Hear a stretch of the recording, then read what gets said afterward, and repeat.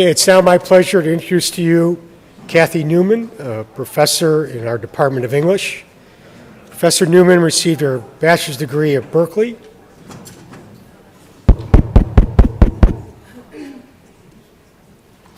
Okay, we're restarting, please. Professor Newman received her bachelor's degree at Berkeley and her PhD at Yale before joining our faculty here. She's also the organizer of a symposium that starts tomorrow evening, or tomorrow evening. 4:30? Yeah, and then runs on Friday, losing my track of days, on labor, culture, and politics as it relates to energy, something that the Scott Institute was very pleased to support. And I hope you'll say something about that symposium so people will know about it. Please welcome Professor Newman.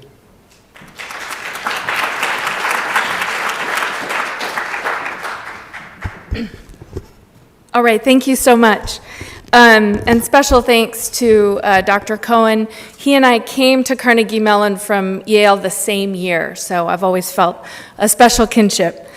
Today I'm going to be asking and hopefully answering the question, what does literature and culture have to do with energy?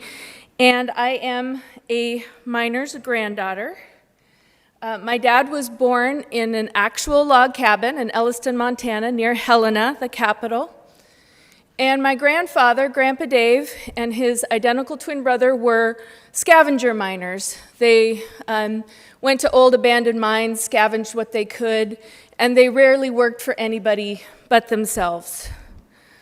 What I want to think about today is the fact that we're very focused on fossil fuels in this energy conference, and hopefully renewables too. But I want to think about energy in a different way. I want to think about the fact that nearly 1 million years ago, humans first made fire. And this is the earliest instance of fire in Wonderwerk Cave, South Africa. And there is the ash, the calcified ash that shows that humans made fire. So I want to think about the fact that for 999,700 years, humans primarily used fire to heat their homes and to cook their food. What does that mean for human history? We have used fossil fuels for such a short time in human history. So I want to take us on a journey to think about the history of energy in 6 ways. The history of energy for light, for heat, for cooking, for transportation, for industry, and for electricity. And my hope is that by taking us on this journey, we can see the ways in which culture connects to energy more concretely. My just quick first example is that we need energy and heat and light to write. Of course, now many of us need computers as well, but this is a painting from the 17th century. We also need energy for the factory to produce a book. We need energy to ship that book. This is a bunch of pallets with Harry Potter books on them. And we need energy for the heat and the light to read a book in comfort. So that's just a really quick example of how energy and culture are related. So as I go through this timeline, I want you to think about all the ways that humans have figured out how to heat their homes and light their night, but also be thinking about the real breakthroughs in renewable energies that humans figured out before fossil fuels. So this is an example of one of the earliest primitive oil lamps. Does anybody know what might have been burned in that lamp, 70,000 BC? What's your guess? Well, that comes a little bit later, but this is just animal fat from cows. 29,000 BC, we have evidence of the earliest earth ovens. Food was wrapped in leaves, buried in the ground, and could be left for up to 3 days. 8,000 BC, we have the first olive oil evidence of olive oil being pressed.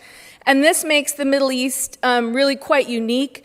They never come to depend on candles the way the Western world does. 3500 BC, we have the first use of horsepower in Kazakhstan, and this spreads very quickly through Eurasia. And it's around this time that we have the first evidence of wheels being used. These are from Mesopotamia. 3000 BC, we have the first evidence of sailing vessels. 13th century BC, we show evidence of central home hearths in Greece, so the fire coming inside for the first time. And the first use of radiant heating. This is a photo of Roman radiant heating, but a king in Turkey was one of the first to use radiant heating in his castle in 1300 BC.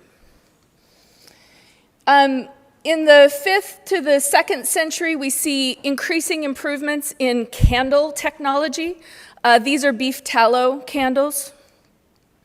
And in 200 BC, we have the spreading use of the water wheel, used to mill all kinds of things, grain, spices. They could even saw with a water wheel. The development of ovens is happening during this time. This is a front-loading bread oven from Greece. The Vikings were amongst the innovators of the over-the-fire cooking pot. And just jumping ahead a little bit, it's been argued by historians that most colonial American homes had this, what looks like great for brick oven pizza, a beehive oven. 10th century Persians built the first windmills, and this spread throughout Asia and China, where they used it to grind sugar. 14th century brings us our first cast iron stoves. And the 1400s, I found this very surprising, is basically the first instance of a vertical chimney. 1590s, we have the mastery of windmills by the Dutch, and they were used like water wheels, but they were also used to pump water out and to reclaim land from the sea. And then finally, in the 1600s, we come to the use of coal coke in England, which is coterminous with increasing reliance on whale oil. Debbie, it had been used for about 2,000 years, but it really picks up steam in the 1600s. In 1700s, coal becomes the dominant energy source.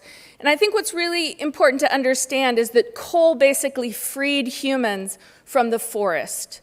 You no longer had to be close to a forest of a very large size that was going to provide the wood that you needed for all the fire to keep people warm and to cook their food. And so the amount of energy that they were able to get from coal was exponential over the amount of energy they were able to get at the same time from wood. 1712 is the Newcomen steam engine, and you might know that this was a really important discovery because coal took more energy to dig than it produced initially until this invention, which was used to pump water out of the mines and keep people from drowning. 1748 was the first commercially produced coal in Richmond, Virginia. This is a place in Pittsburgh called Coal Hill. Does anybody recognize what that is? We have a different name for it today. Anybody know? It's Mount Washington. 1790s is the beginning of gas lights. Gas as a source for lighting, it spread to Baltimore in the early 1800s. A steam engine was invented in this period that could be used to heat homes. 1821 is the first natural gas well in the US. 1825 is the first coal-powered trains, and this is what many people call the inauguration of the railway era. 1860 is the first solar-powered system in France. 1863 is the invention of the radiators, and one historian describes competition between radiator makers as quite fierce, and he compared one company, American Standard, to Microsoft, that they were sort of the cutthroat radiator producers of the late 19th century. In 1870, the early Standard Oil well is the first Standard Oil well for Rockefeller's company. By 1879, Rockefeller owns 90% of the refineries in the US and most of the railways. In 1882, we have the first electric station. In 1892, we have the first geothermal system in Boise. In Paris World's Fair, an engine that can run on peanut oil. In 1901, the beginning of what people call the oil era, with the Lucas gusher in Texas, in a place of Texas that's called Spindle. And so here's that same area 1 year later. So 1901, 1902. So you can see how fast this goes. So what I'm trying to get us to think about is all the different kinds of energy we need to produce, to disseminate, and to consume culture. Interestingly, the printing era predates the coal era. The Gutenberg Press is in 1440, which Gutenberg was a gold miner before he became a printing entrepreneur. And of course, the Chinese invented movable type in 1070, so that was a critical development. Importantly, I think the Chinese discover how to use coal and natural gas before the modern era. And my guess is that sort of access to energy helped some of their incredible cultural progress in this period. But I'm comfortable saying that the rise of fossil fuels coincides with the first information revolution in the form of books. As you can see, by the end of the 18th century, right smack, kind of at the peak of the coal era, 1 million books a year are being produced. So I'm going to take you through a few examples now of some of the ways that I'm connecting culture and energy from a cultural point of view. I think the first kind of most essential way that we see it is through representation. Artists represent energy in their art. And the second way is that when we tell stories, we often tell stories about the people who work in the dominant energy fields of that day. So stories about energy and stories about people who work with energy are some of the examples I'll take you through. So going back to Homer's Iliad, I was interested using a digital copy of the text that the word fire appears 107 times. Thinking about another classic tale, Aladdin and the Magic Lamp. Interestingly, this story was actually not part of the original Arabian Nights, but was added by a French folklorist in the 1700s. But I'm still wondering if we could see the genie coming out of the oil lamp as a metaphor for the magic of energy. There are many, many folk tales in our culture about the woods and about woodsmen and woodcutters. This is one from Japan. It's about a woodsman who's told to pray by a priest, and he prays so intensely that he forgets who he is and where he is. He prays for 300 years. And when he comes back to his home, his, of course, wife and children are dead. It's kind of a Rip Van Winkle story. There's a wish-granting story in the Korean culture called Woodcutter and the Fairy. And here's some that I'm sure you're familiar with. Of course, the woods are dangerous stories includes Robinhood, Little Red Riding Hood, Hansel and Gretel, Goldilocks and the Three Bears. And the two most famous American woodcutters of folklore include the Tin Woodman and Paul Bunyan. So these are all stories, I think, that celebrate the figure of the woodcutter, which, if you can imagine, was so central to our culture for nearly 1 million years of dependency on fire. Another story that occurs to me is the story of the chimney sweep. This is a picture of London chimneys in the 1900s. The job was quite difficult, quite dirty, and children were often used because they were small enough to be let down by a rope or to climb down the chimney. William Blake in the 1790s wrote a famous sentimental poem called The Chimney Sweeper.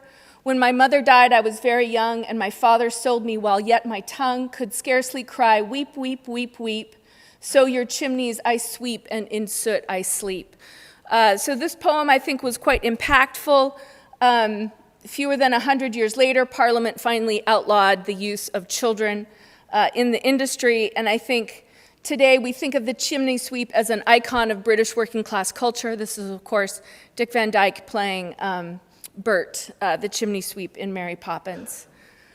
Another text that I wanted to go to make this connection, I'm almost done, is young Herman Melville writing the famous Moby Dick. He himself crewed a whaling vessel in his youth, and then he based Moby Dick on an 1820 episode where a sperm whale ran at a boat and overturned it and sunk it, and most of the crew died. The captain was one of the only to survive near the Galapagos Islands. To give you a sense of why whales were so valuable, a large sperm whale held 3 tons of oil in that upper cavity of his head. They were called sperm whales, so it was called spermaceti oil. It was expensive, but extremely popular from the mid-1600s to the end of the 19th century. The whaling industry, some people blame the American whaling industry on the decline of whales, but it was actually a steam harpoon invented in Norway that really began to decline the population in the 20th century. So I'm just going to come back to where I started with a story about my dad. Very sadly, tragically, he died of leukemia when he was 40 years old. He had worked in the mines in college to pay for it, and he had worked on the Boeing Minuteman missile site also in the 60s. So those have created questions for our family as to whether or not they were the cause of the leukemia that he got at an older age. But I want to tell you, as a miner's granddaughter and as a miner's daughter, that I feel very confident that we can learn things about our culture from the stories we tell about what we extract from the earth. So thank you so much for your time today.